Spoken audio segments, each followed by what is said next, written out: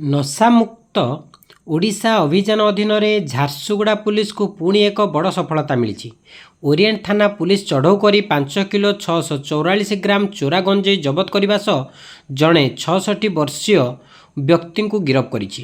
Police ସୂଚନା ଅନୁଯାୟୀ 20 ଅଗଷ୍ଟରେ ମିଳିଥିବା ଗୁପ୍ତ ସୂଚନା ଆଧାରରେ ଓରିଏଣ୍ଟ ଥାନା ପୁଲିସ NH-49 ନିକଟସ୍ଥ କାଚା ରାସ୍ତାରୁ ମଣ୍ଡଳିଆ ଯାଉଥିବା ରାସ୍ତାରେ ଚଢ଼ଉ କରିଥିଲା।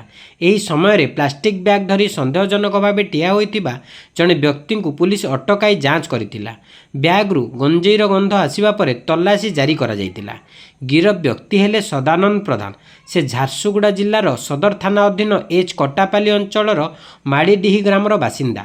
ଜଣେ ଏକ୍ଜିକ୍ୟୁଟିଭ ମାଜିଷ୍ଟ୍ରେଟ ସ୍ୱାଧୀନ ସାକ୍ଷୀଙ୍କ ଉପସ୍ଥିତିରେ NDPS ଆଇନର ନିୟମ ଅନୁଯାୟୀ ତଲାସି ଏବଂ ଜବତ ପ୍ରକ୍ରିୟା କରାଯାଇଥିଲା। ଓଜନ ପରେ ଗଞ୍ଜେଇର ନେଟ୍ ଓଜନ 5.644 କିଲୋଗ୍ରାମ ଓ ଗ୍ରସ୍ ଓଜନ 5.874 କିଲୋଗ୍ରାମ ଥିବା ଜଣାପଡ଼ିଥିଲା। ପୁଲିସ ଅଭିଯୁକ୍ତଙ୍କ ନିକଟରୁ ଗଞ୍ଜେଇ ସହ 1350 ଟଙ୍କା ନଗଦ ଏବଂ ଗୋଟିଏ କିପ୍ୟାଡ୍ ମୋବାଇଲ ଫୋନ୍ ମଧ୍ୟ ଜବତ କରିଛି। ଏନେଇ ଓରିଏଣ୍ଟ ଥାନାରେ କେସ୍ ନମ୍ବର 223 ତାରିଖ 20/8/2026ରେ NDPS ଆଇନର ଧାରା 20B 2B ଅନୁଯାୟୀ ମାମଲା ରୁଜୁ ହୋଇଛି।